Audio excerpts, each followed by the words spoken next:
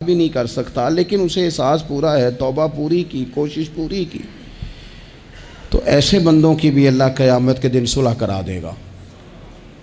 نبی کریم صلی اللہ تعالیٰ علیہ وآلہ وسلم نے ارشاد فرمایا کہ ایک بھائی صبح قیامت اپنے بھائی پر مقدمہ کرے گا، اے میرے مالک، اس نے مجھے بڑا ستایا، اس نے مجھے بڑی تکلیف دی، فلاں فلاں جگہ اس نے میرے اوپر بڑی آزمائش مسلط کر دی، بڑی ساری تکلیفوں سے گزارا۔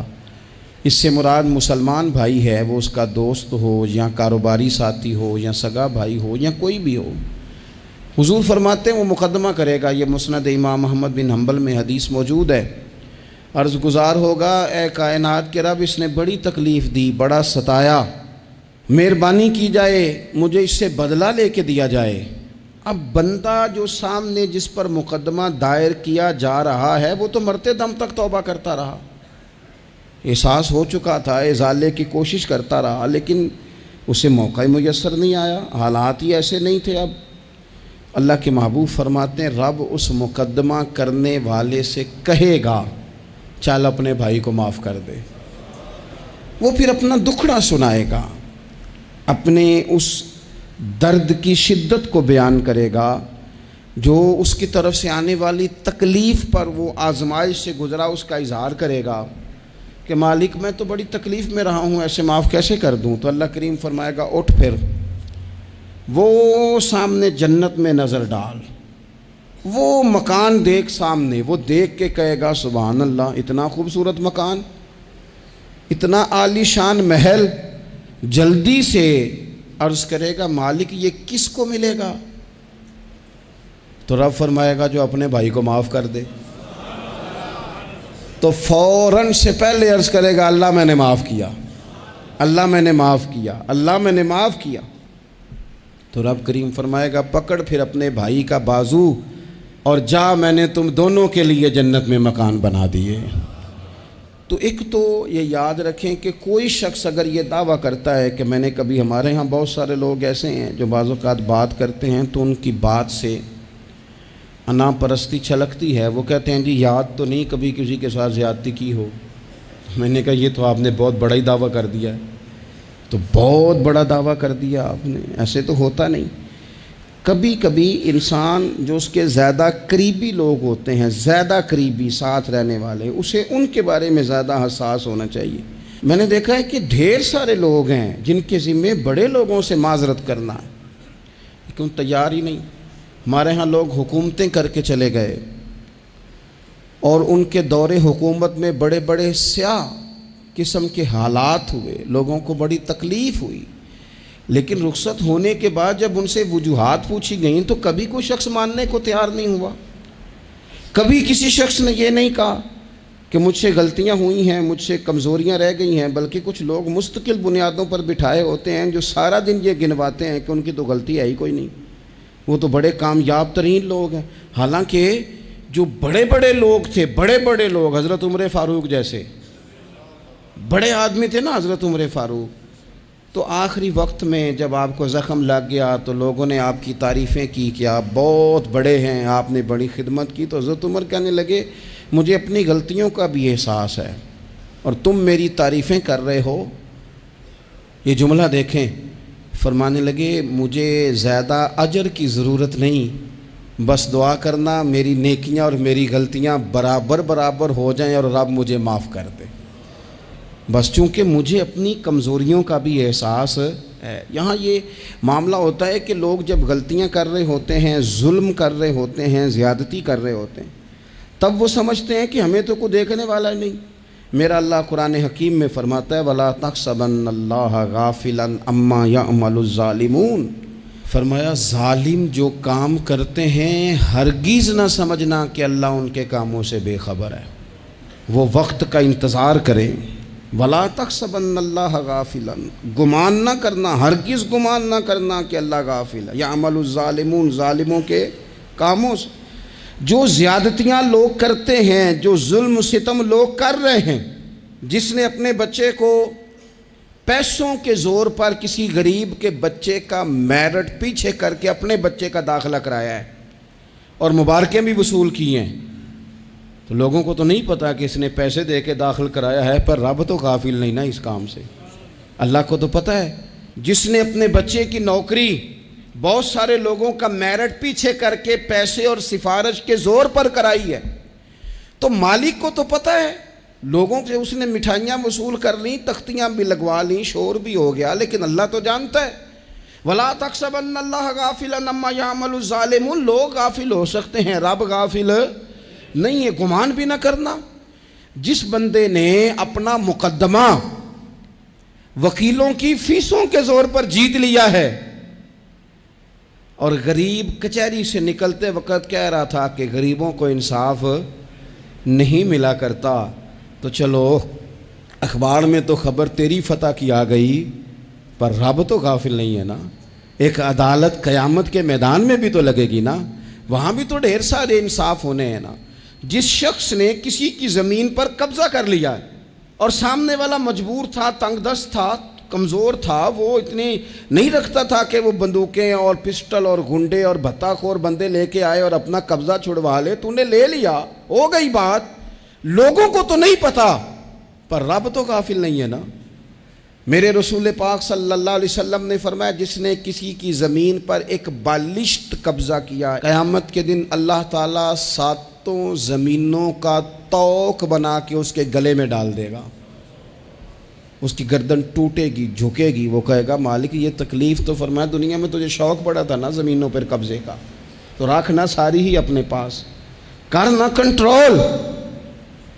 لڑ لڑ کے تھک گئے، حالات خراب ہو گئے، بہنوں کے حصے کھا گئے، پڑوسی اگر مجبور تھا تو بیچنا چاہ رہا تھا تو اس پر سٹے لے کے آ گئے کہ یہ کسی اور کو بیچ نہ سکے، دے تو مجھے ہی دے۔ قانون کو کٹ پتلی بنا کر اپنے ہاتھوں میں کھلواڑ کیا، مستقل بنیادوں پر پکے پکے قانونی مشیر رکھ لیے، سمجھا کہ دنیا کو تو پتہ نہیں چل رہا۔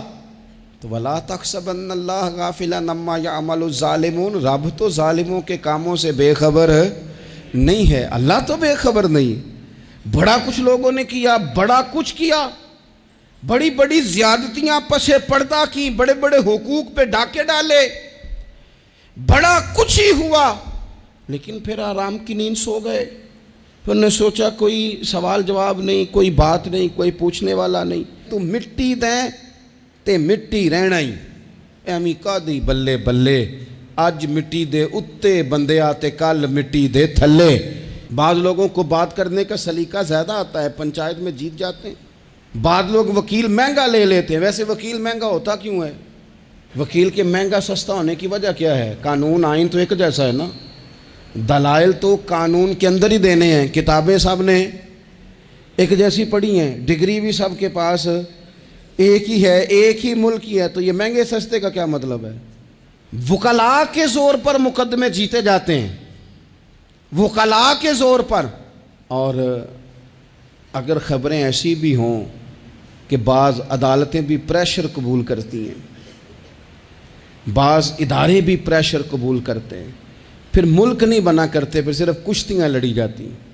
صبح سے شام تک کشتی لڑو اور شام کو کہنا کہ نہیں رزلٹ ٹھیک نہیں آیا، جو ریفری تھا، جو امپائر کھڑا کیا تھا، اس نے کہا نہیں یہ کھیل دوبارہ ہوگا، سویرے پھر شروع کر دو، ٹھیک ہے۔ باہر جو لوگ ہیں بیچارے وہ اپنی جگہ پہ ہیں تو ہیں، ختم ہو گئی بات۔ آپ دیکھ لیں ہمارے ملک میں جتنے بھی سنجیدہ فکر لوگ ہیں وہ زیادہ پریس کانفرنسز نہیں کرتے، وہ زیادہ شور شرابہ نہیں کرتے، کچھ پکے لوگ رکھے ہوئے ہیں جن کی ڈیوٹی چرب زبانی ہے، جن کی ذمہ داری ہر وقت آنکھ کو بھڑکا کے رکھنا، جن کے ذمے یہ کام لگایا جاتا ہے، سوائے اس کے انہیں کچھ بھی نہیں آتا، صرف اتنا ہی جانتے ہیں کہ ہم نے سامنے والے کی پگڑی کو کیسے اچھالنا ہے۔ تو کبھی بھی کسی موقع پر بھی کسی کی ایک پائی بھی ظلمن کبھی بھی اپنے قبضے میں نہ لیں۔ یاد رکھنا رزق زیادہ ضروری نہیں ہوتا، رزق برکت والا ضروری ہوتا ہے، تھوڑا ہو لیکن اس میں برکت ہو۔ کثرت سے کام نہیں چلتا، برکت سے کام چلتا۔ بہت پیسے ہوں لیکن ان میں برکت ہی کوئی نہ ہو، آتے بھی جا رہے ہیں اور جاتے بھی جا رہے ہیں، کوئی سمجھ نہیں آ رہی۔ تو ظلم اور زیادتی اور جبر ہمارے ہاں یہ دور بدل گیا۔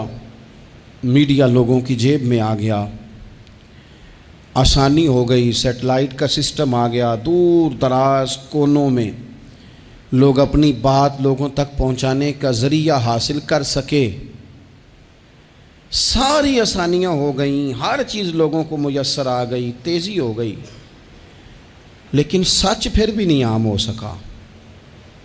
हकीकत पसंदी के दावे लोगों ने फिर भी नहीं किए। अगर कोई चीज़ आम हुई भी तो वही झूठ, वही बददियानती, वही जुल्म सितम। आप देख लें, कोई एक केस भी कभी आता है मैदान में, एक केस भी, और 4 दिन अपनी अपनी फेसबुक की बात बढ़ाने के लिए उस पर शोर भी किया जाता है, फिर वो दब जाता है, फिर उसके बाद वो किस्सा पारीना हो जाता है। जब जुल्म हद से बढ़ जाता है फिर इंसान का अपना वजूद भी उसके लिए बाइस आर बन जाता है। इब्ने हजर कहते हैं कि एक शख्स को मैंने एक मकाम पे देखा, वो मेरे इलाके का तगड़ा बंदा था, सियाना बंदा था, मालदार था, क्या कहते हैं पंजाबी में, डंडी पट्टी बड़ी कायम थी, बड़ा उसका दबदबा तनतना था। लेकिन मैंने उसे तबीब की दुकान पर लेटे हुए देखा तो उसके वजूद से पीप निकलती थी।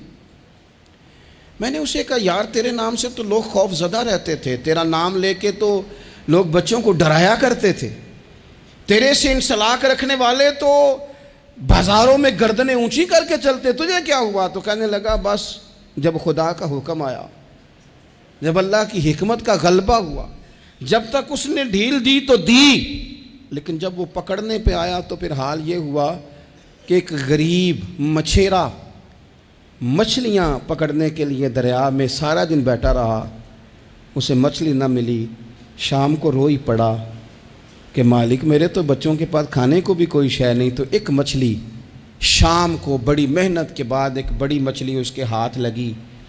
उन दिनों ना मछलियाँ मिलती थी ना गोश्त मिलता था। वो बेचारा एक मछली लेके जा रहा था अपने घर की जानिब, तो सामने उसे मैं आ गया। जो तरीका होता है, किधर लेके जा रहे हो, कहाँ से ली है? तो कहते उसने कहा, साहब मुझे पता है आप मुझसे छीन लेंगे, लेकिन मेरे बच्चे सुबह से भूखे हैं, यही मेरा रोज़गार है, आज मुझे कुछ नहीं मुयस्सर आया, मैंने इस मछली को लिया है, मुझे तो बेचने को भी कुछ नहीं मिला, पता नहीं मुझे पकानी किस तरह है, तो ये एक मछली मेरे बच्चों की खुराक बनेगी, कल लूट लेना, परसों लूट लेना, तुम्हारा तो काम ही लूटना है, चलो कुछ दिन के लिए हाथ रोक लो। कहते हैं उसने जब ये कहा तो मैंने एक थप्पड़ मारा और उस आदमी से मछली छीन कर मैंने उसे पकड़ के घर ला रहा था मैं। उस मछली ने, हालांकि मछलियाँ काटा नहीं करती, कहने लगा उस मछली ने नाखून पर, मेरे पोरे पर थोड़ा सा काटा है। और मैंने कहा कोई बात नहीं, मछली ज़रा बड़ी थी, उसने काट लिया, मैंने थोड़ी सी पट्टी बांधी और घर वालों को कहा मछली पका दें, उन्होंने पकाई, खाई, कुछ पता ही नहीं था। 2-4 दिन गुजरे हैं तो ज़ख़म आगे बढ़ने लगा है। तबीब को दिखाया है तो उसने कहा ये तो उंगली काटनी पड़ेगी।